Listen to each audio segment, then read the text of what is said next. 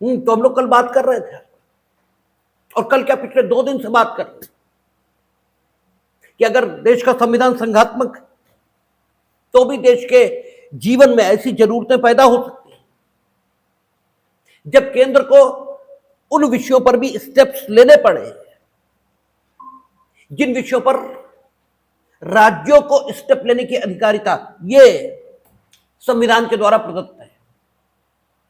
और राष्ट्र जीवन के लिए, नेशनल लाइफ के लिए वैसा किया जाना जरूरी है। ऐसी दशा यह हो सकती है।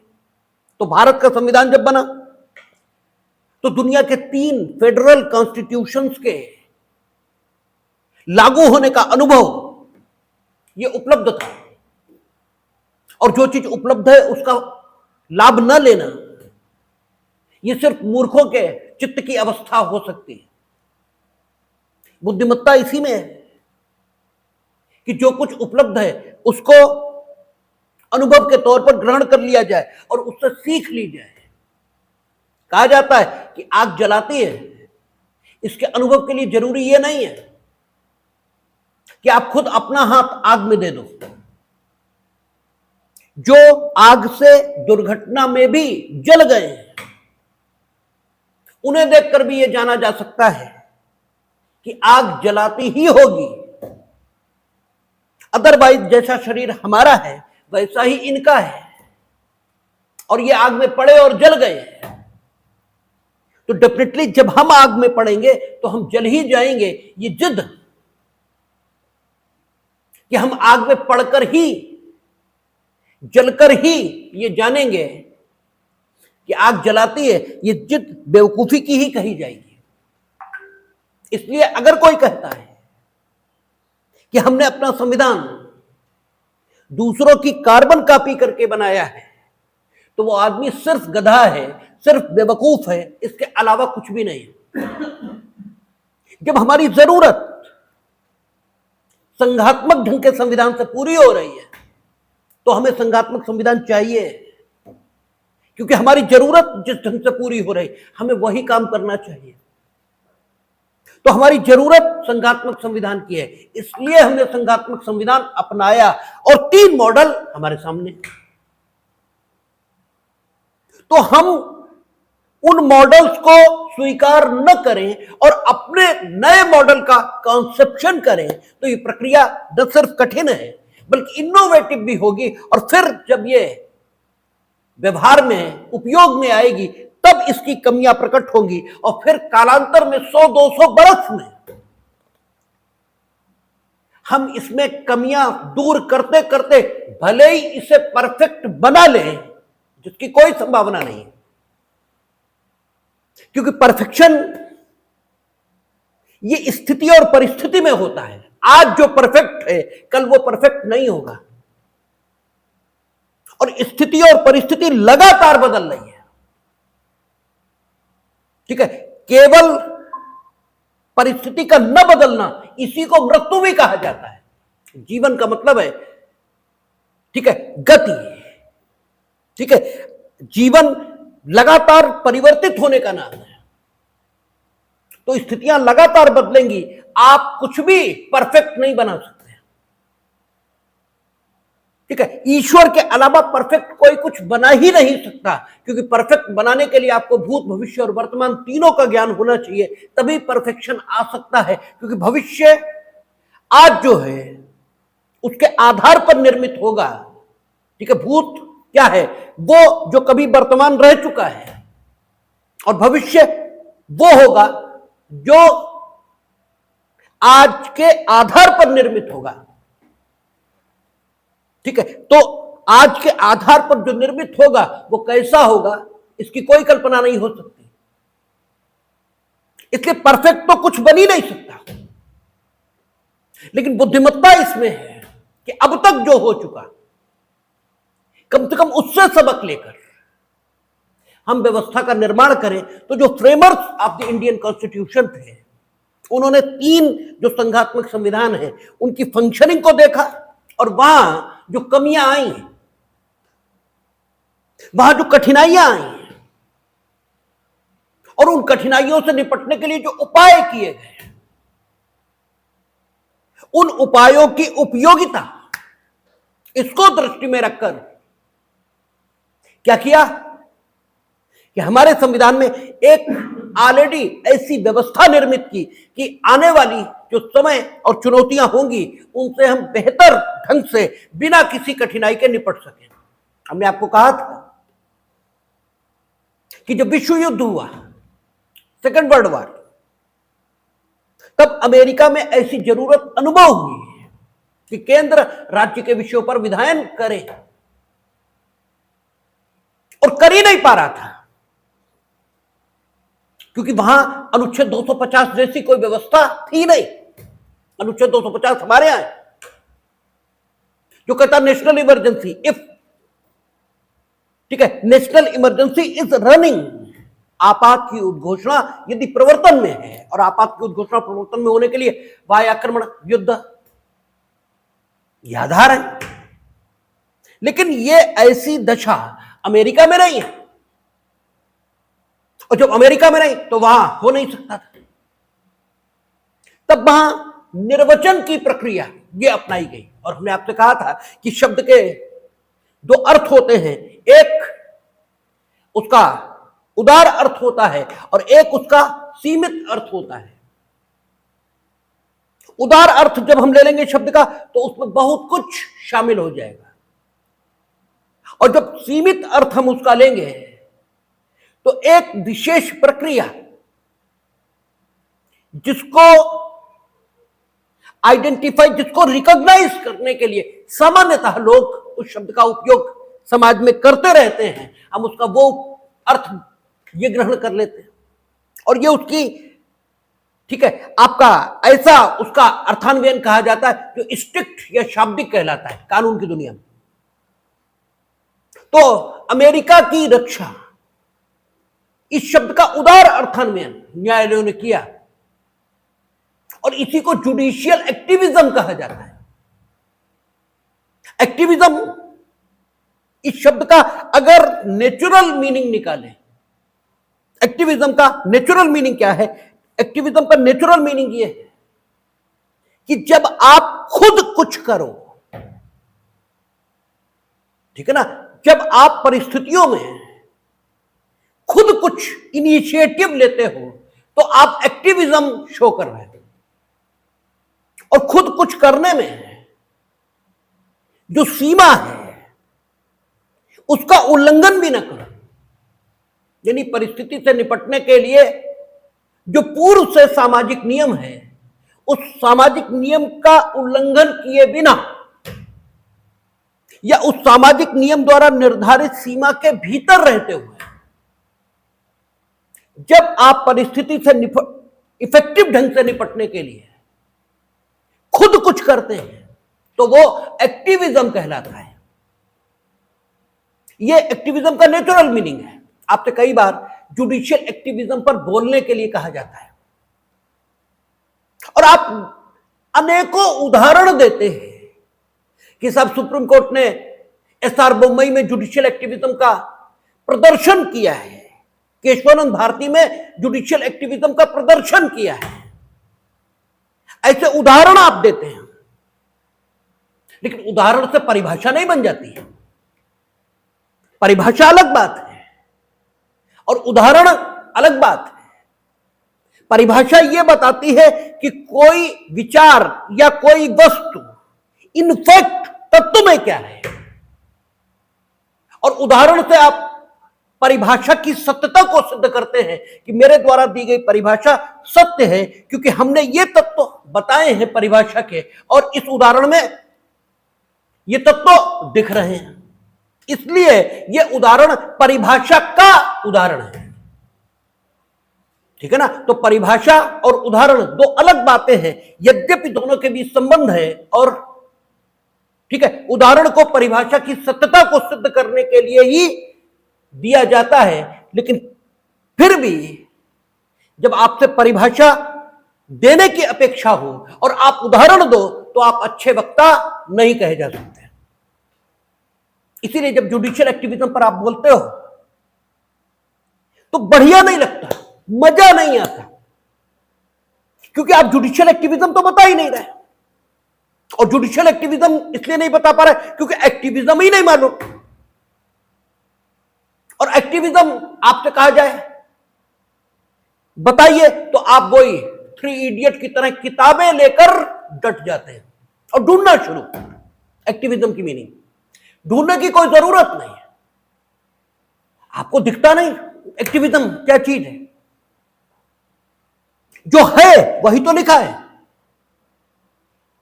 एक्टिविज्म का मतलब ही यह हुआ कि जो पूर्व से निर्धारित सीमा है और हर काम को करने के लिए पूर्व से समाज ने एक सीमा निर्धारित कर रखी है, प्रत्येक काम के लिए एक मान्यता प्राप्त नियम है उस काम को करने का। आप उस सीमा के भीतर रहते हुए जो उपलब्ध परिस्थिति है, अब चूंकि उपलब्ध परिस्थिति नहीं होगी क्योंकि परिस्थितियां लगातार चेंज हो रही हैं। वो नियम जिस समय विकसित हुआ था उस समय परिस्थितियां और थी, आज परिस्थिति बदल गई है। आप नियम बदलना नहीं चाहते या तो नियम बदल दीजिए नवीन परिस्थिति के मुताबिक। तो नियम को कितनी बार बदलेंगे आप, क्योंकि परिस्थिति तो रोज चेंज होगी। इसलिए तरीका यह निकलता है कि हम नियम की सीमा में रहेंगे और नवीन परिस्थिति के मुताबिक नियम की व्याख्या कर देंगे और नवीन परिस्थिति के मुताबिक नवीन जो नियम की व्याख्या है वो नियम में प्रयुक्त शब्दों को कभी तो विस्तृत अर्थ देकर और कभी सीमित अर्थ देकर नियम को नई परिस्थिति में लागू कर देंगे, नियम की व्याख्या नई परिस्थिति में कर देंगे। यही एक्टिविज्म है। और जब यह काम जुडिशरी करती है तो जुडिशियल एक्टिविज्म कहलाता है।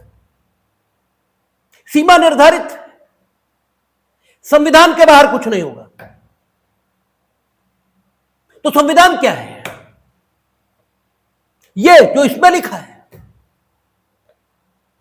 और जो कुछ इसमें लिखा वो भी तो किन्हीं विचारों के आधार पर है। इसका मतलब वो विचार संविधान है, ये नहीं संविधान है। इसका मतलब वो विचार संविधान है, उस विचार को ही मूल ढांचा कह दिया। ठीक है ना? संविधान के प्रावधानों से क्या सुरक्षित किया गया? कारागार क्या है? दीवारें, खिड़की, ताला, संतरी, यह है कारागार। अगर यह कारागार है तो कारागार अधीक्षक भी कारागार में ही है, लेकिन उसे कभी नहीं लगता कि हम कारागार में हैं। कारागार अधीक्षक जितनी देर है कारागार के भीतर है, 8 घंटे तो ड्यूटी पे रहता ही है। उस समय क्या गेट खुले रहते हैं? उस समय क्या ताला नहीं लगता? उस समय क्या संतरी नहीं होते? सब कुछ होता है, लेकिन वो कारागार में नहीं है और जो बंदी है वो कारागार में है। फर्क कहां है? हमने कहा ना, आप कुछ भी अनुभव करोगे तो सब कुछ अनुभव होगा। फर्क भाव में है, फर्क क्षमता में है, फर्क इच्छा में है। वो चाहेगा खुल जाएगा, ये चाहेगा नहीं खुलेगा। ये विवश नहीं है, वो विवश है। यानी कारागार विवशता में है, कारागार स्थान में नहीं है। ठीक है? और यही आपको आईपीसी जब सदोष परिरोध, रांगफुल कन्फाइनमेंट पढ़ाया जाता है तो कहा जाता है कि जरूरी नहीं है कि कारागार की दीवारें हो। ठीक है ना? कारागार की दीवारों का होना जरूरी नहीं है। आपके मन में कारागार की दीवारें हैं ऐसे भाव का होना जरूरी है।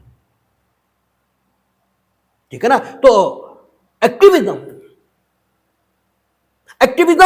यह देखता है कि इनफैक्ट किसको संविधान कहा है। तो संविधान का मतलब है लोकतंत्र से शासित समाज, संविधान का मतलब है युक्ति से शासित समाज। ठीक है ना? संविधान का मतलब है बराबरों, समानों के बीच बराबरी रखने वाला, या बराबरी को सुनिश्चित करने वाला समाज। संविधान का मतलब है एक ऐसा डॉक्यूमेंट जो नागरिकों की, ठीक है, जो उचित न्यायोचित स्वतंत्रता हो सकती है, उसको सुनिश्चित करने वाला नियम, यह है संविधान। यही, ठीक है, कॉन्स्टिट्यूशनल प्रिंसिपल्स हैं जिन्हें ब्रिटेन में विभिन्न स्टैट्यूट्स के माध्यम से सुरक्षित किया गया है कि अगर किसी की वाक्य एवं अभिव्यक्ति को आप रोकोगे तो क्या करेंगे, आपको 2 साल के लिए जेल भेज देंगे। ठीक है ना, उदाहरण दे रहा हूं। तो कॉन्स्टिट्यूशनल प्रिंसिपल्स चूंकि वहां स्टैट्यूट्स के माध्यम से सुरक्षित किए गए, इसलिए कहा जाता है कि वहां का संविधान अलिखित है। ठीक है ना, क्योंकि वहां जो कुछ मैकेनिज्म निर्मित हुआ वो स्टैट्यूट्स में है। ठीक है ना, और स्टैट्यूट्स में जो कुछ मैकेनिज्म निर्मित किया गया उसके माध्यम से संविधान के सिद्धांतों की सुरक्षा यह करने का प्रयास हुआ है। इसलिए, और स्टैट्यूट पार्लियामेंट ने बनाए, इसलिए वहां की पार्लियामेंट सोवरन कही गई और वहां का संविधान अलिखित कहा गया क्योंकि संविधान इनफैक्ट विचार है, संविधान ये टेस्ट नहीं है। ठीक है, आप शरीर नहीं हो। ठीक है, आप शरीर के पार मन भी हो और मन के पार आत्मा भी हो। ठीक है, बीज में ही वृक्ष है, वृक्ष में ही फल और फूल हैं। ठीक है, लेकिन जब बीज है तो सब कुछ प्रकट नहीं है। प्रकट हो भी सकता है और प्रकट नहीं भी हो सकता है। बीज सिर्फ एक संभावना है। अनुकूल परिस्थिति मिलेगी सब कुछ प्रकट होगा, नहीं मिलेगी नहीं प्रकट होगा। यही आपकी दशा है। आप में सारी संभावनाएं छुपी हैं। अनुकूल परिस्थिति मिलेगी सब संभावनाएं प्रकट होंगी, नहीं मिलेगी बीज बीज ही रह जाएगा, कुछ नहीं होगा। ठीक है, तो एक्टिविज्म का मतलब हुआ पूर्व से निर्धारित लाइन, उसी की व्याख्या, इसी को जुडिशियल एक्टिविज्म कहा जाएगा। और एक्टिविज्म का ये नेचुरल मीनिंग है और उसी से हमने जुडिशियल एक्टिविज्म के मीनिंग को निकाला है। तो सवाल यह है, एक्टिविज्म में आप कुछ भी कर लें, पूर्व से निश्चित सीमा रहेगी और उससे बाहर जाने की अनुमति आपको नहीं होगी, क्योंकि उससे बाहर आप गए सिर्फ परिस्थिति का समाधान उपलब्ध कराने के लिए, तो फिर यह एक्टिविज्म नहीं है, इंक्रोचमेंट है। अब यह जुडिशियल इंक्रोचमेंट है, अब अतिक्रमण हो गया। जो पूर्व से निर्धारित सीमा है, जो स्वयं उस काम को करने के लिए समाज ने नियम के तौर पर रिकॉग्नाइज की थी, जब आप उससे बाहर गए, अब यह जुडिशियल इंक्रोचमेंट है। जुडिशियली नहीं, आप किसी भी काम को करने के लिए, क्योंकि जुडिशियरी की बात चल रही इसलिए जुडिशियल इंक्रोचमेंट कह रहे हैं, अदरवाइज ये इंक्रोचमेंट है। ये करने के लिए आप अनुमित नहीं है और परिस्थिति ऐसी हो सकती है जिसमें आप पूर्व से निर्धारित सीमा का यदि उल्लंघन न करें तो स्थिति से इफेक्टिवली निपट आप पाएंगे ही नहीं। ठीक है ना, नहीं निपट सकते आप। ऐसी दशा में क्या करें? यह स्थिति फ्रेमवर्क के सामने आई है। 3 फेडरेशन का अनुभव था उनके सामने। उन्होंने देखा कि अमेरिका में यह स्थिति आई, ठीक है, थ्रू इंटरप्रिटेशन स्थितियों से निपटा गया, लेकिन स्थितियां ऐसी हो सकती हैं कि निर्वचन उनसे निपटने की अनुमति ना दे। आप अगर निर्वचन के माध्यम से उनसे निपटने का प्रयास करो तो स्वयं आप पर इंक्रोचमेंट का आरोप यह लग सकता है।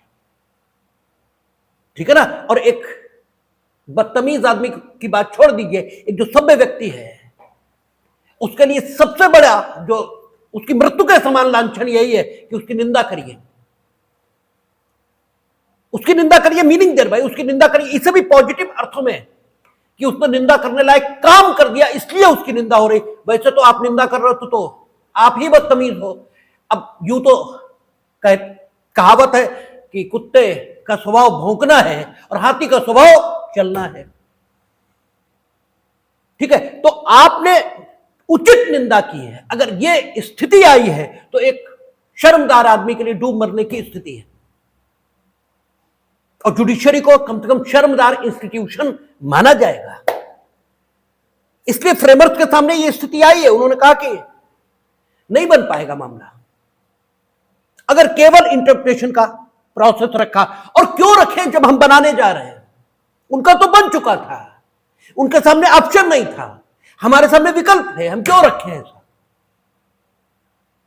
ऑस्ट्रेलिया का कॉन्स्टिट्यूशन उन्होंने देखा, कनाडा का देखा, वो अनुभव उनके सामने थे। ऑस्ट्रेलिया के कॉन्स्टिट्यूशन में उन्हें वो चीज मिली जो आपके अनुच्छेद 252 जैसी है। ठीक है, तो उस चीज को उन्होंने प्रीफर किया और वो तरीका ठीक है। 249 मजबूरी की स्थिति है, 250 मजबूरी की स्थिति है, लेकिन 252 एक ऐसी दशा की कल्पना कर रहा है जिसमें स्वयं राज्य यह उचित पा रहा है। ठीक है, 249 250 जिन स्थितियों के बारे में बात कर रही हैं, 249 कहती राज्यसभा प्रस्ताव पारित करके ऐसा कर सकती है। 250 कहती if there is a declaration of emergency, ठीक है, उसकी चर्चा हो रही है। 251 249 और 250 के संबंध में असंगति के नियम, उसकी व्याख्या कर रही है।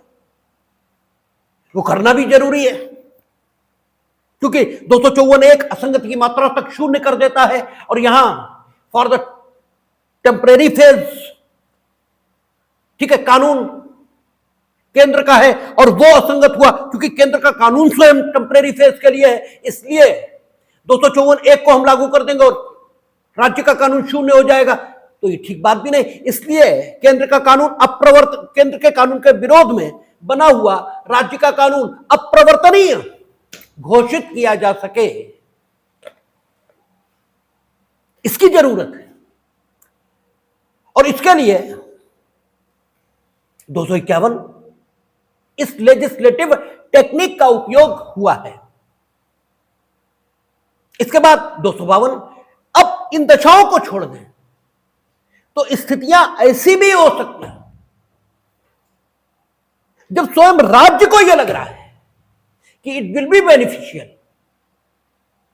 कि इस विषय पर केंद्र ही विधायन करे, क्योंकि हम दोनों के बीच टेंशन है और हम दोनों के बीच दोस्ती भी है। टेंशन भी है, दोस्ती भी है, दो ऐसे विषय हैं जिन पर हम लोगों के बीच झगड़ा है, और हम लोग ये चाहते हैं कि हमारे संबंध आपस में ऐसे ही बने रहे। तो हम दोनों का कॉमन फेथ जिस पर है, हम लोग उसके बारे में कहते हैं कि ठीक है, उनसे फैसला करा, वो जो कह दे वो हमें भी मानना है, तुम्हें भी मानना है। ठीक है, तो जरूरी नहीं है कि राज्य के विषय पर केंद्र तभी विधायन करे जो मजबूरी हो। अरे खुशी में भी कर सकता है, जरूरत में भी कर सकता है, आसानी से भी कर सकता है, इसकी क्या दिक्कत है? अब ये जीवन की स्थितियां हैं। अगर आपने जीवन की स्थितियों को ठीक ढंग से देखा तो 249 250 251 252 कुछ रटने की जरूरत नहीं होती है। आपने जीवन की स्थितियों को ठीक ढंग से समझने का तरीका अगर ठीक से समझ रखा है तो आपने ज्ञान प्राप्ति की वो विधि सीख रखी है जो कि आपको उपलब्ध ज्ञान स्वयं उपलब्ध करा देगी। जीवन में भी तो यही स्थिति है। ठीक है, कोई जरूरी थोड़ा ही अच्छा खाना त्योहार के दिन ही बनेगा। त्योहार के दिन बनना परंपरा है, उस दिन तो बनेगा ही बनेगा, लेकिन जीवन में जिस दिन हम खुश होंगे उस दिन बनेगा। ठीक है, कोई जरूरी तो नहीं है कि उसी दिन बनेगा। ठीक है, जिस दिन को हम सेरेमोनियल तौर पर, ठीक है ना, मनाना चाहते हैं, एंजॉय करना चाहते हैं, उस दिन बनेगा ही बनेगा, उस दिन नियम है, क्योंकि सेरेमनी इसको ठीक है आपका एंजॉय करने का अपना ही तरीका समाज में विकसित हुआ है। सेरेमनी अपने ही ढंग से बनाई जाती है। तो सेरेमनी या सेरेमोनियल तौर पर जब हम कुछ करना चाहेंगे, किसी दिन को मनाना चाहेंगे, तब बात अलग है, तब तो होगा ही होगा।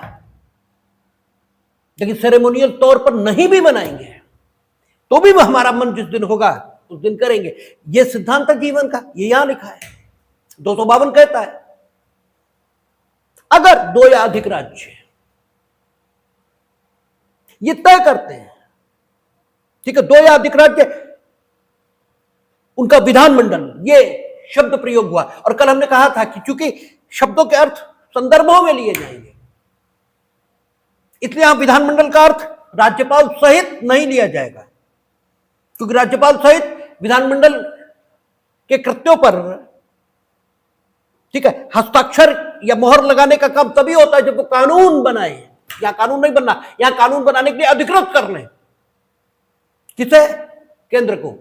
और उसमें राज्यपाल की कोई भूमिका हो ये ठीक भी नहीं लगता, क्योंकि राज्यपाल is a मियर agent of the central, ठीक है, वो केंद्र के सिर्फ एजेंट है, उनकी अपनी उपयोगिता है राज्य में रखे जाने की, वो बात अलग है। लेकिन फिर भी राज्य की जनता के विश्वास के न्यासी, ट्रस्टी वो नहीं है, क्योंकि राज्य की जनता ने उन्हें नहीं चुना है, वो विधानमंडल ही है। इसलिए लिखा है कि यदि 2 या अधिक राज्यों के विधानमंडल प्रस्ताव पारित करते हैं, और प्रस्ताव पारित करके क्या करते हैं?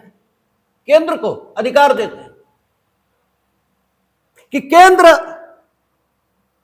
उनके लिए एक कॉमन इंस्टीट्यूट बना दे,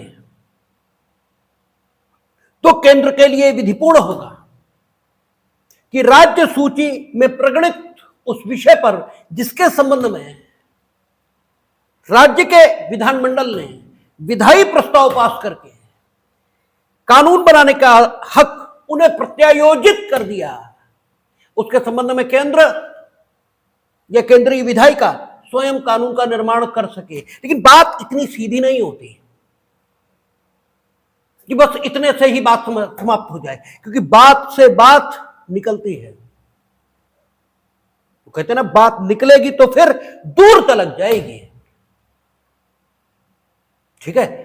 अगर आप उदास बैठे तो सिर्फ इतने से बात खत्म नहीं हो जाएगी, ठीक है। वो भी जिन्हें आपकी उदासी से कोई लेना देना नहीं, आप उदास रहो या मर जाओ, जिन्हें कोई मतलब नहीं है आपकी उदासी या खुशी से, वो भी आपकी उदासी का सबब पूछेंगे, क्यों उदास हो, ठीक है। आता है नज्म की अगली लाइन ही यही है कि लोग बेवजह उदासी का सबब पूछेंगे, और ये भी पूछेंगे कि तुम इतने परेशान क्यों हो, ठीक है। मतलब उन्हें कोई नहीं है आपसे, लेकिन फिर भी पूछेंगे, ये आदत में है, और आपको इसके लिए तैयार रहना चाहिए, ठीक है। फिर बहुत उसकी तो लाइनें, उंगलियां उठेंगी सूखे हुए गालों की तरफ, एक नजर जाएगी बीते हुए सालों की तरफ, ऐसे करके उसकी बहुत सारी लाइनें। कहने का अर्थ यह है कि बात इतनी छोटी नहीं होती, जहां पर है वहीं तक नहीं रहेगी, ठीक है। अब सवाल उठेगा कि राज्य ने अपनी शक्ति प्रत्यायोजित केंद्र को किस प्रकार कर दी। केंद्र के लिए तो मना कर दिया था, जब हम लोगों ने अवशिष्ट शक्तियों के संबंध में देखी थी बात, वैलिडेशन एक्ट पास करना था, तब तो मना कर दिया। तो वहां केंद्र अपनी शक्ति राज्य को प्रत्यायोजित कर रहा है कि यह मान लिया जाएगा कि राज्य ने हमारी अवशिष्ट शक्ति के आधार पर अधिनियम पारित किया है, इसलिए यह वैध है। केंद्र को कोई हक नहीं है। केंद्र को जो शक्ति है, आपको जो शक्ति है, वो आप दूसरे को नहीं देंगे। जिसने आपको शक्ति दी है वो चाहे तो दूसरे को दे दे। यहां फर्क है, वहां केंद्र ने दी थी, यहां स्वयं संविधान दे रहा है। तो संविधान तो दे सकता है, क्योंकि वही शक्ति का प्रदाता है, ठीक है। सोर्स ऑफ अथॉरिटी तो संविधान ही है। उसने कहा कि आप दे सकेंगे तो आपने दी, कोई दिक्कत नहीं, लेकिन दी। अब सवाल यह है, तो अब राज्य का क्या हुआ? क्या अब इस विषय के संबंध में, क्योंकि अल्टीमेटली विषय तो राज्य सूची में ही प्रकटित है,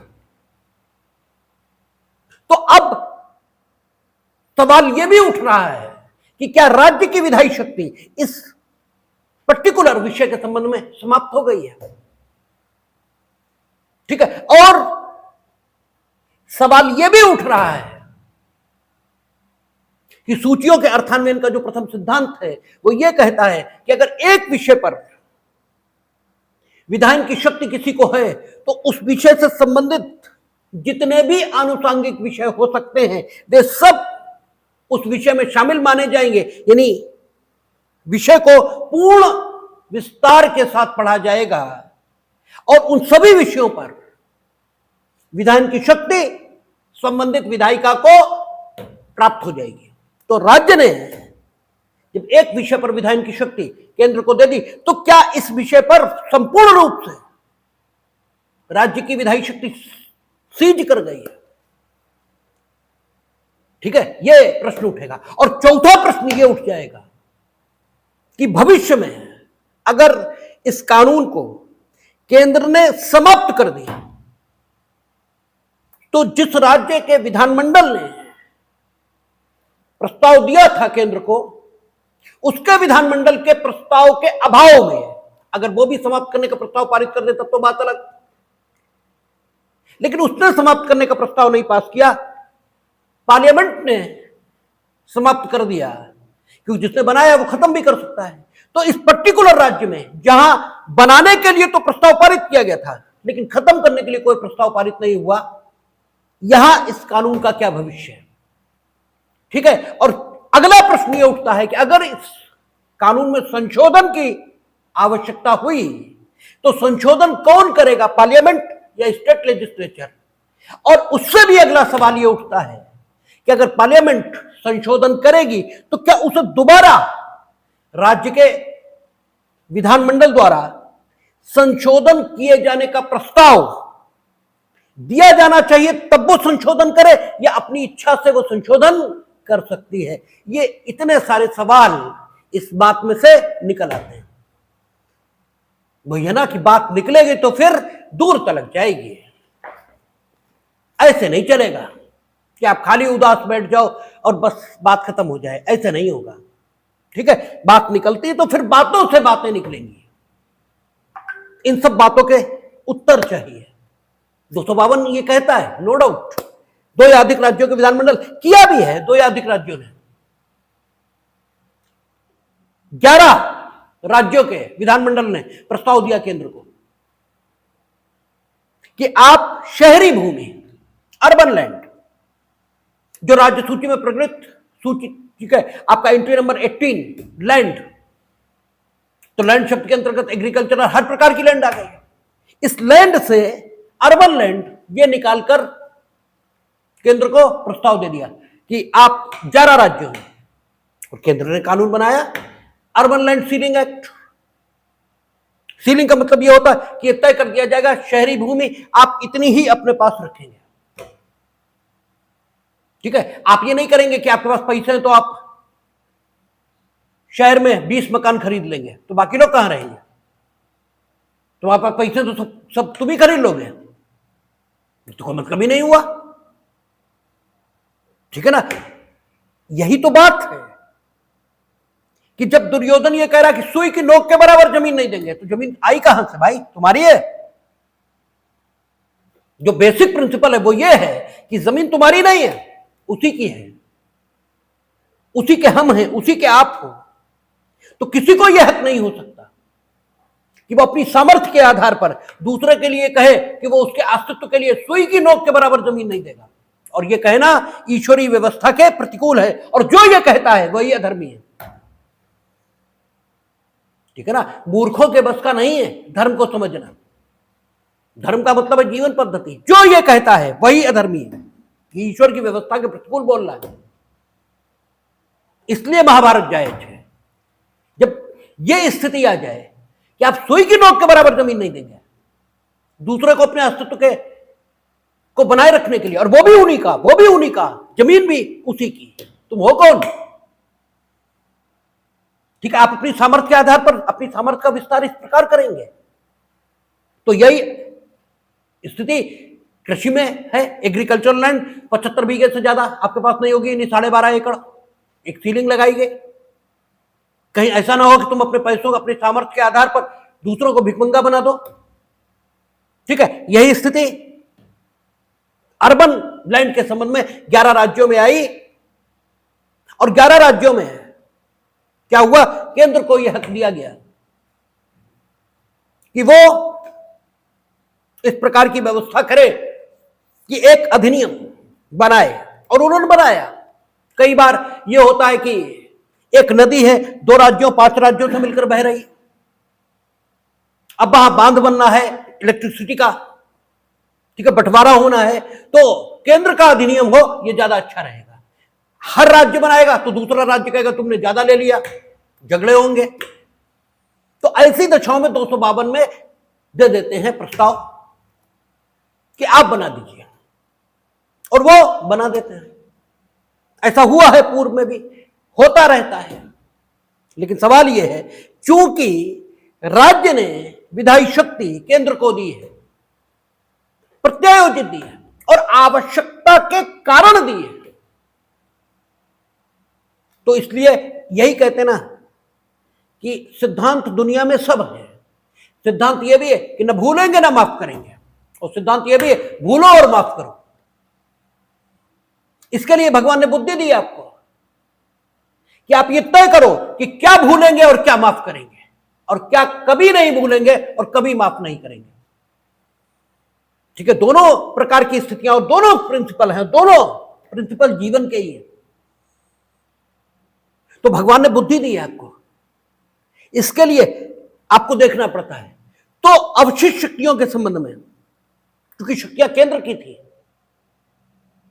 ठीक है, और राज्य ने उस पर अधिनियम बना दिया था, और वैलिडेशन आप कर सकते थे, तो आप खुद क्यों नहीं कर रहे? दूसरे की आदत क्यों बिगाड़ रहे हैं? ठीक है, जैसे घर में भी होता है, बच्चे ने जो गलती की है उस गलती का प्रभाव कोई नहीं होना, ऐसा कोई प्रभाव नहीं होने वाला है जिससे घर की व्यवस्था को कोई नुकसान हो, फिर भी बच्चे की डांट पड़ती है। और जब डांट रहे होते हैं तो किसी ने कहा कि अगर अरे क्या हो गया छोड़ो, तो यह कहा जाता है कि नहीं, इसकी आदत गलत विकसित होगी। अगर नहीं डांटा तो आदत ये ठीक है, कोई बात नहीं है, व्यवस्था में कोई व्यवधान नहीं हुआ, लेकिन इसकी आदत गलत विकसित होगी। तो अगर वैलिडेशन एक्ट केंद्र राज्य के अधिनियम को ही मान्यता देकर, ठीक है, पास कर देगा, तो फिर आदत गलत विकसित होगी। फिर तो ये रोज करेंगे केंद्र कि जब होगा तो जरूरत हो वैलिडेशन एक्ट पास कर लेंगे, इसलिए नहीं, ये नहीं करेंगे। और ये इनके एक्ट को अगर मान्यता दोगे तो फिर गलत। आप अधिनियम की पूरी प्रक्रिया, इनेक्टमेंट की पूरी प्रक्रिया जो 107, 108, 109 में बताई गई, वो पूरी अपनाइए, प्रारूपण भी करिए, और प्रारूपण में भले ही नहीं कर रख दीजिए, वो अलग बात है, लेकिन जिसे करना है वही करेगा। सिद्धांत वो भी है, और यहां जो सिद्धांत आएगा, सिद्धांत ये भी है, क्यों वहां जो राज्य का शक्ति प्रयोग था वो शक्ति का अतिक्रमण था, और यहां केंद्र का जो शक्ति प्रयोग है वहां राज्य का शक्ति प्रयोग था, उसे वैधानिकता केंद्र दे रहा था, और यहां ओरिजिनल शक्ति राज्य की है। अवैधानिक प्रयोग अगर 252 न हो तो यह कहा जाएगा केंद्र ने किया, ठीक है ना, अलग अलग स्थिति है। और क्योंकि केंद्र को शक्ति दे राज्य ने ही दी है, 252 की प्रक्रिया के मुताबिक दी है, इसलिए अवैधानिक दी है, तो नहीं कहा जा सकता। तो 2 महत्वपूर्ण अंतर आ गए। यहां संविधान की व्यवस्था के मुताबिक राज्य ने शक्ति दी है, पहला अंतर हुआ, और दूसरा अंतर यह हुआ यहां आवश्यकता है व्यवस्था की, इसलिए राज्य ने दिया। तो इसलिए यहां पर हम मान्यता देंगे, वहां हम मान्यता नहीं देंगे। यहां स्थिति क्या रहेगी कि केंद्र को राज्य विषय का हस्तांतरण भी करेगा, तो चूंकि आवश्यकता के कारण किया, तो जो सूचियों के अर्थान्वयन का प्रथम नियम है कि पूर्ण विस्तार से शक्ति प्रत्यायोजित उन्हें समझ ली जाए, यह नहीं होगा। पिथ एंड सबस्टेंस इसी में देखा जाएगा, सार एवं तत्व में देखा जाएगा कि राज्य उस विषय से संबंधित किस विषय को केंद्र को विधायन के प्रयोजनों से देना चाहता था, सिर्फ उस सीमा तक उस विषय से संबंधित विधायी शक्ति केंद्र को प्रत्यायोजित समझी जाएगी। ठीक है, शेष विधायी शक्ति आज भी राज्य के पास है, ऐसा माना जाएगा। ठीक है, क्यों? महत्वपूर्ण अंतर है। प्रथम नियम को लागू करना युक्ति संगत, विधि संगत नहीं दिखाई देता। इसीलिए जब 11 राज्यों ने अर्बन लैंड इस पर सीलिंग लगाने के लिए केंद्र को अधिनियम बनाने का अधिकार दिया, तो सीलिंग का मतलब यह हुआ जो खाली पड़ी हुई शहरी भूमि है, अगर किसी ने मकान बना रखा तो वो तो उसकी जरूरत है, तो खाली पड़ी शहरी भूमि, इस पर कानून बनाने का हक केंद्र को दिया गया।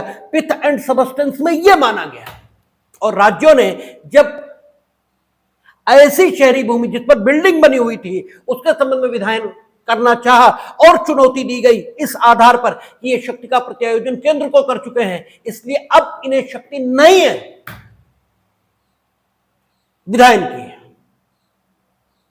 तो ये बात नहीं मानी गई और ये कहा गया नहीं, पिथ एंड सबस्टेंस में देखा जाएगा इन्होंने केवल खाली शहरी भूमि के संबंध में अधिकार उन्हें दिया था, वो शहरी भूमि जो बिल्डिंग से ऑक्युपाइड है उसके संबंध में विधायी शक्ति आज भी इनके पास है।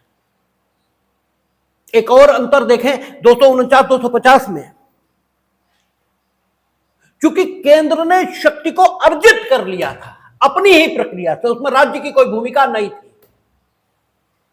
ठीक है ना, इसलिए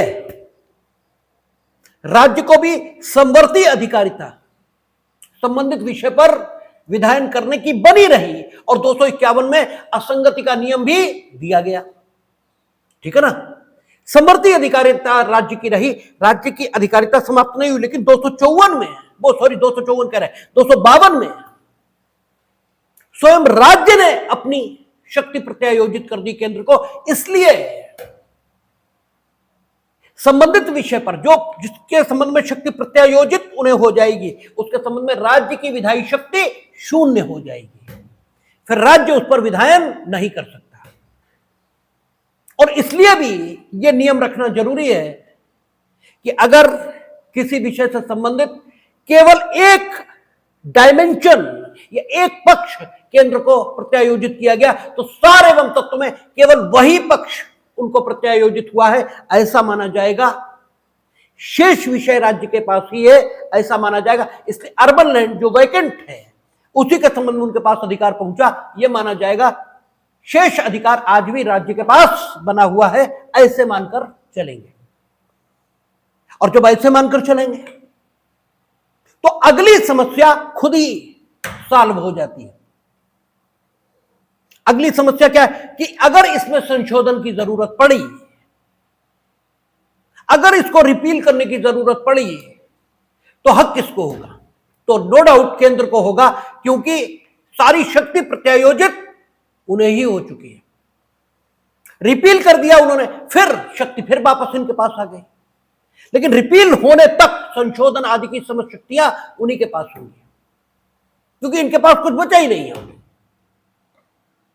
और यह भी निर्धारित हुआ है कि अगर उन्होंने रिपील कर दिया, ठीक है, तो भी अगर मानिए एक से अधिक 11 राज्य, जैसे अर्बन सीलिंग एक्ट है, अब वो रिपील कर दें, 11 में से 9 अपने विधानमंडल में यह प्रस्ताव पारित करें कि रिपील, चूंकि यह अधिनियम हो गया इसलिए आज से इस राज्य में यह लागू नहीं होगा, तो ठीक है। अन्यथा रिपील होने की दशा में जो राज्य अपने विधानमंडल में रिपील के समर्थन में प्रस्ताव पास नहीं करेंगे, निरसन के समर्थन में प्रस्ताव पास नहीं करेंगे, उन राज्यों में वो अधिनियम वैसे ही लागू होता रहेगा, भले ही केंद्र निरस्त कर दे, क्योंकि उनके लिए तो वो बनी चुका है, बनाया उन्होंने, उनके लिए तो वो बन चुका है ना। उन्होंने निरस्त कर दिया तो ठीक है, बाकी सब जगह निरस्त हो गया, तुम्हारे लिए तो बन चुका है ना। तुम्हारे लिए जो बन चुका, तो अब जो बन चुका, जो जन्म चुका, या तो उसकी मृत्यु हो, अन्यथा कैसे होगा? ठीक है ना। उनके लिए वो वैसे ही चलता रहेगा। रिपील की दशा में अगर वो संशोधन करते हैं केंद्र, तो संशोधित अधिनियम को दोबारा अपने यहां लागू करने के लिए कोई प्रस्ताव पारित किसी को नहीं करना है, वो एज सच संशोधित होकर सभी राज्यों में लागू हो जाएगा। क्या मूल रूप से जैसे 2 या अधिक राज्यों ने मूल रूप से एक प्रस्ताव पारित किया और केंद्र को ताकत दे दी कि आप अधिनियम बना दीजिए, और उन्होंने अधिनियम बना दिया। फिर 5 राज्य और आए, उन्होंने कहा कि बात तो ठीक है, हम भी इसे लागू कर लेते हैं। तो क्या वो लागू कर पाएंगे उसी अधिनियम को? ठीक है, यह भी एक सवाल है।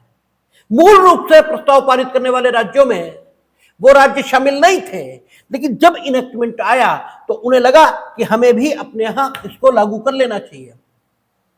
तो क्या वे अपने राज्य में विधानमंडल के सदन या सदनों में प्रस्ताव पारित करके इस अधिनियम को लागू कर सकते? तो यस, कर सकते हैं।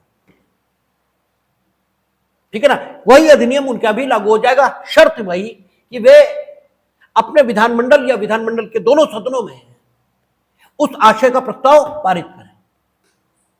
अब सवाल यह है कि अगर संशोधन की जरूरत पड़ती है तो क्या राज्य के विधानमंडल की अनुमति दोबारा चाहिए? तो अगर बेसिकली देखें तो अनुमति चाहिए, यह सोचना ही मूर्खता की बात है। क्योंकि जब आपने हमें किसी काम को करने की शक्ति दे दी, तो फिर हम उस काम को कैसे करेंगे? ठीक है, यह मेरा आउटलुक हो गया। और उस काम को करने के बाद वो शक्ति जब तक आपके द्वारा वापस न ली जाए, तब तक मेरे ही पास है, यह माना जाएगा। ठीक है। और उस शक्ति के प्रयोग से भविष्य में उस काम से उत्पन्न कठिनाइयों को अगर दूर करने की जरूरत पड़े तो आप क्यों बीच में आओगे? हमें ही करना चाहिए। कायदा तो यही कहता है। ठीक है। तो लगता यह है कि अगर संशोधन की जरूरत पड़े तो दोबारा राज्य के विधानमंडल द्वारा प्रस्ताव पारित करने की कोई आवश्यकता नहीं है, लगता ऐसा है। लेकिन जो स्टैट्यूट की भाषा है वो भिन्न अर्थान्वयन भी संभव बनाती है। हमने कहा संभव बनाती है, इसके मतलब यह हुए कि दोनों अर्थान्वयन, आवश्यकता है यह भी निकलता है और आवश्यकता नहीं है यह भी निकलता है। यानी अगर इस अधिनियम में संशोधन की जरूरत पड़े तो राज्य के विधानमंडल को संशोधन के लिए अनुमति देने वाला प्रस्ताव दोबारा पारित करना चाहिए, यह अर्थान्वयन भी बेयर की भाषा से निकलता है। और अगर यह कहा जाए कि संशोधन की अनुमति देने वाला प्रस्ताव पारित करने की कोई जरूरत नहीं है, तो वो भी बेयर की भाषा के आधार पर अर्थान्वयन संभव हो जाता है। और इस विषय पर अभी कोई अथॉरिटी उपलब्ध नहीं है, यद्यपि केवल लोकसभा अध्यक्ष का निर्णय उपलब्ध है। ठीक है, लेकिन वो निर्णय युक्तिसंगत नहीं दिखाई देता, और वो निर्णय चूंकि विधायन की प्रक्रिया में लेजिस्लेचर के अंदर लिया गया है तो उसको चैलेंज नहीं किया जा सकता।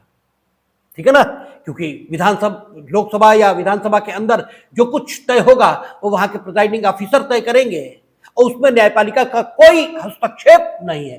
तीनों अंग राज्य के एकदम स्वतंत्र हैं और वो विधायिका भी राज्य का अंग है। ठीक है, वो अपनी फंक्शनिंग में एकदम स्वतंत्र है, उसमें कहीं किसी का कोई हस्तक्षेप नहीं है। इसलिए इस विषय पर अभी कुछ उपलब्ध नहीं है। देखें भाषा क्या कहती है, कहता है अनुच्छेद 252 कहता है कि 2 या अधिक राज्यों के लिए उनकी सहमति से विधि बनाने की संसद की शक्ति और ऐसी विधि का किसी अन्य राज्य द्वारा अंगीकार किया जाना, यानी अन्य राज्य ओरिजिनली प्रस्ताव पारित करने वाले राज्यों में शामिल नहीं है, लेकिन वो अंगीकार कर रहा है after the enactment of such A act which has been passed by the central legislature on the proposal of 2 or more states। ठीक है ना। तो आप देखें क्या कहता है, यदि किन्हीं 2 या अधिक राज्यों के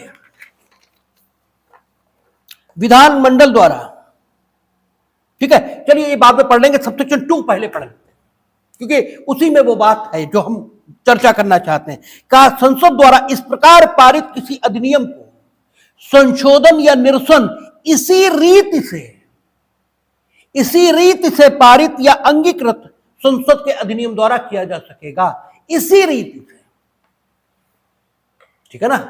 कहता है कि अगर संसद के द्वारा जो 252(1) में बताया गया अधिनियम है वो पारित किया जाता है और उसमें संशोधन या निरसन की जरूरत होती है, तो संशोधन या निरसन की जो प्रक्रिया होगी वो कैसी होगी, इसी रीति से। और इसी रीति शब्दों का, ठीक है, द प्रोसीजर लाइक मैनर, और ये लाइक मैनर कौन सा होगा, 252(1) का, वही तो प्रक्रिया दी गई, इसी रीति से। ठीक है, तो इसी रीति से अगर कहा जाए तो इसका मतलब यह हो गया कि अगर संशोधन या निरसन संसद करना चाहती है तो राज्य का विधानमंडल फिर से प्रस्ताव दे कि साहब संशोधन या निरसन कर दीजिए। ठीक है, और तब संसद संशोधन या निरसन कर सकती है। एक बात हुई, लेकिन यह बात खुद में बेवकूफी की है, और बेवकूफी की बात फ्रेमर्स ने लिखी होगी, ये जरा गले से नीचे न उतरने वाली बात है, क्योंकि किसी भी बात के बारे में माना यही जाएगा कि वो सार्थक ढंग से की गई है। ठीक है, और सार्थक ढंग से की गई है जब यह माना जाएगा तो उसके अर्थ को खोजने की कोशिश होगी। यदि बात को कहने वाला उपलब्ध नहीं है तो माना यह जाएगा बात का, भाई क्या माना जा सकता है।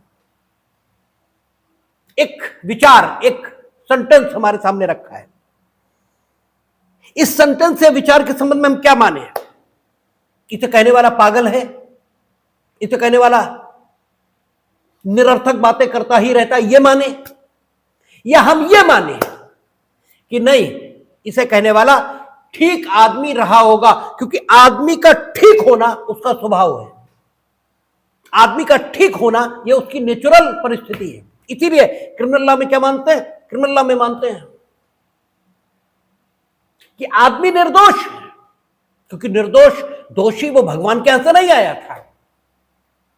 जब मानना ही है तो हमें यही मानना होगा कि चीजें या व्यक्ति या वस्तु या विचार उसी अवस्था में आज भी होगा जिस अवस्था में वो जनरेट हुआ था, मानना यही होगा। फिर जिसका दावा है कि ये आज वैसा नहीं है, उसी से कहना होगा कि तुम्हारा ये दावा क्यों है, और अगर तुम्हारा ये दावा है कि आज ये उस दशा में नहीं है तो तुम ही बताओ कि तुम्हारा ये दावा किस आधार पर है, और अगर वो ये नहीं बता पाता तो उसका दावा निराधार माना जाना चाहिए। और इसीलिए कानून में साबित करने के संबंध में जो नियम है वो क्या है कि जो कहता है ऐसा है उसी को साबित करना पड़ेगा वैसा है, क्योंकि ये अन्याय नहीं है। भाई तुम कहते हो ऐसा है तो तुमने जाना होगा, और तुम्हारी जानकारी किसी आधार पर होगी, वो आधार हमारे सामने रखो, हम भी जान जाएंगे कि ऐसा है। हम ये क्यों मान लें और कैसे मान लें कि जैसा नेचुरल है, जैसा होना चाहिए था वैसा नहीं है, हम ये क्यों मान लें जब तक ये साबित ना हो कि वैसा नहीं है जैसा नेचुरल तौर पर होना चाहिए। ठीक है ना, यही बात के संबंध में माना जाएगा। जब बात किसी ने कही है तो हम ये नहीं मान सकते कि बात को कहने वाला पागल या बेवकूफ रहा होगा, ये नहीं माना जा सकता। माना यही जाएगा कि वो एक समझदार आदमी था और उसने सार्थक बात कही है, माना यही जाएगा। और यहीं से अन्वेषण शुरू होगा।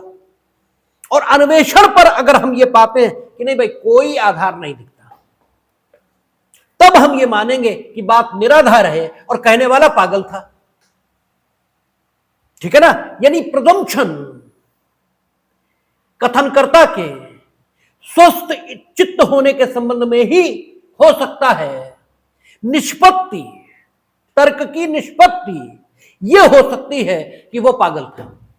पागल होना निष्पत्ति है और जो सैद्धांतिक तौर पर स्वीकार किया जा सकता है वो उसका बुद्धिमान होना है। ठीक है, बुद्धिमत्ता स्वीकार की जाएगी और पागलपन सिद्ध होगा। ठीक है ना, ये फर्क है। और इसीलिए आप क्या देखेंगे, देखते हैं कि लेजिस्लेचर का कानून संविधान सम्मत है, कानूनों की कॉन्स्टिट्यूशनलिटी। ठीक है, ये जब चैलेंज होगी तो कोर्ट ये प्रिज्यूम करके चलेगा कि कॉन्स्टिट्यूशनल ढंग से ही कानून बनाया गया है। और आप जो पढ़ते हैं तो आप ऐसा मान लेते हैं कि न्यायालय वो सरकार सब एक ही होती है ना, इसलिए वो मान लेते हैं कि कॉन्स्टिट्यूशनल ढंग से बनाया गया है। आप पर साबित करने की जिम्मेदारी है, लिखा होता है ना प्रिंसिपल में कि जब भी आप कॉन्स्टिट्यूशनलिटी ऑफ द एक्ट को चैलेंज करेंगे तो माना यह जाएगा, मानकर यह चला जाएगा कि एक्ट कॉन्स्टिट्यूशनल है। आप पर जिम्मेदारी होगी, you must prove it is unconstitutional. ठीक है ना, आपको साबित करना पड़ेगा। तो आप जब इस सिद्धांत को पढ़ते हैं तो आप ऐसे मान लेते हैं कि वो एक्ट सरकार ने बनाया, हालांकि तो आपको तो यह भी नहीं मालूम होता कि सरकार ने नहीं बनाया। अब वो सरकार न्यायालय सब एक ही होता है इसलिए ये मानते हैं। नहीं, यही माना जा सकता है। भाई अगर लेजिस्लेचर ने बनाया है तो लेजिस्लेचर पागल तो नहीं है, उसने कॉन्स्टिट्यूशनल ढंग से ही बनाया होगा। प्रज्यूम यही किया जा सकता है। हां, अगर आप साबित कर दोगे कि नहीं ऐसा नहीं तो हम मान भी लेंगे कि नहीं है ऐसा। लेकिन वही व्यक्ति का स्वस्थ चित्त होना यह मानकर चला जाएगा, उसका पागल होना सिद्ध होगा। यही ठीक बात है और इसी को माना जाना चाहिए। तो कोई इंटरप्रिटेशन इस ढंग से नहीं लिया जा सकता जो सिद्धांत को निरर्थक बना दे। ये हो ही नहीं सकता। अगर आप ये इंटरप्रिटेशन ले लें कि इसी रीति से, अगर इंटरप्रिटेशन ये ले लिया जाए कि क्या लिख रहा है इसी रीति से, तो अगर इंटरप्रिटेशन ये आएगा इसी रीति से, इसका अर्थ यह हो जाएगा कि संशोधन या निरसन, इसके लिए राज्य के विधानमंडल की अनुमति वाला प्रस्ताव दोबारा चाहिए। इसका अर्थ यह हो जाएगा। अब आप सोचें, अगर राज्य के विधानमंडल ने अनुमति दी ही नहीं, निरसन की जरूरत है, निरसन की जरूरत है, संशोधन की जरूरत है, और राज्य का विधानमंडल अनुमति दे नहीं रहा, क्योंकि राज्य का विधानमंडल ये सिर्फ सुनने में है। राज्य के विधानमंडल में तो डिफरेंट पॉलिटिकल पार्टीज ये सत्ता में आती रहेंगी। जिसने प्रस्ताव पारित किया था वो डिफरेंट पॉलिटिकल पार्टी थी, अब डिफरेंट पॉलिटिकल पार्टी है, वो दे ही नहीं रही, प्रस्ताव पारित ही नहीं कर रही। संशोधन या निरसन की जरूरत है और प्रस्ताव नहीं है, और उसी रीति से संसद कर सकती है। नियम यह भी है कि चूंकि आपने शक्ति प्रत्यायोजित कर दिया, अब आपको है नहीं। ठीक है, और आपको है नहीं, है संसद को, और संसद आपकी अनुमति के बगैर उस शक्ति का प्रयोग नहीं कर सकती। तो फिर तो संशोधन निरसन असंभव हो गया, अब तो हो ही नहीं सकता, क्योंकि आप अनुमति देंगे नहीं। ठीक है, और वो आपकी अनुमति के बिना कर नहीं पाएंगे। आप शक्ति संपन्न नहीं है कि खुद करना चाहें संशोधन और निरसन। शक्ति संपन्न वो, किंतु आपकी अनुमति से। तो एक ऐसा अर्थान्वयन, एक ऐसी स्थिति उभर कर सामने आ जाएगी जिसमें इस विधि में संशोधन और निरसन असंभव हो जाएगा, हो ही नहीं पाएगा। ठीक है, और अगर असंभव हुआ तो 252 सबसेक्शन 2 क्या भाड़ झोंकने के लिए फ्रेमर्स ने बनाया? ठीक है ना। इसका मतलब यह हुआ कि इसी रीति से, इसका तात्पर्य बाकी रीति के संबंध में है, अनुमति के संबंध में नहीं है। यही युक्तिसंगत अर्थान्वयन निकलता है कि इसी रीति से इन शब्दों का जो अर्थ लिया जाना चाहिए कायदे से वो ये कि संसद ही संशोधन या निरसन करेगी, लेकिन जो इनिशियल प्रोसेस विधानमंडल के प्रस्ताव के रूप में था उसका पारित किया जाना यहां अपेक्षित नहीं है, या वो बात इसी रीति शब्दों में शामिल नहीं है। ऐसा ही अर्थान्वयन एक समुचित अर्थान्वयन, ठीक है ना, क्योंकि सारी बातों को साथ में लेना पड़ेगा। आप किसी भी बात को यूं ही नहीं ले सकते, ठीक है ना। तो आप 252 देखें, संसद द्वारा इस प्रकार पारित किसी अधिनियम का संशोधन या निरसन इसी रीति से पारित या अंगीकृत संसद के अधिनियम द्वारा किया जा सकेगा, किंतु उसका उस राज्य के संबंध में संशोधन या निरसन जिसको वह लागू होता है उस राज्य के विधानमंडल के अधिनियम द्वारा नहीं किया जाएगा। यानी संशोधन या निरसन की भी ताकत राज्य के विधानमंडल को नहीं है, संसद को ही है, और उसी रीति से करना अपेक्षित है। लेकिन उसी रीति में अगर हम प्रस्ताव भी शामिल कर दें तो फिर ये सेक्शन बेकार हो जाता है, इसलिए इसी रीति में वो चीज शामिल नहीं हो सकती, ठीक है। और बाकी 252 सबसेक्शन 1 एक बार बेयर रीडिंग कर लें, फिर देखेंगे। कहता है यदि किन्हीं 2 या अधिक राज्यों के विधानमंडलों को यह वांछनीय प्रतीत होता है, वांछनीय, इट इज एक्सपीडियंट, समीचीन है, ठीक है कि ऐसा कर लिया जाए, जरूरी नहीं है, ठीक है। जरूरी होना और ठीक होना बात अलग अलग है, ठीक है।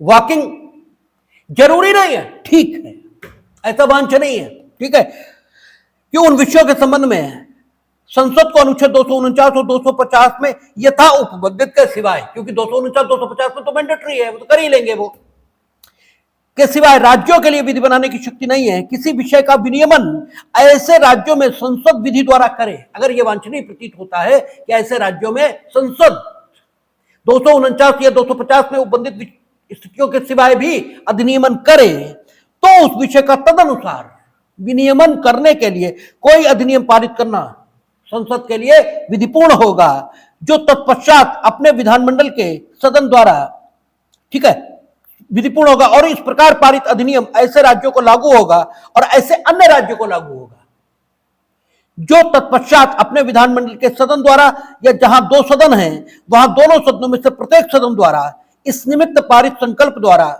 उसको अंगीकार कर लेता है। तो यह आपका 252 कंप्लीट हुआ। अब बस केवल एक बचता है 255, क्योंकि 253 254 पर हम लोग बात पहले कर चुके हैं और कल शनिचर भी है, तो सोचते हैं कि कल उसे कर लेंगे और फिर अगले सप्ताह से ये legislative relation between centre and state हुए, फिर हम लोग बात करेंगे administrative relation between centre and state, इस पर बात होगी, देखेंगे।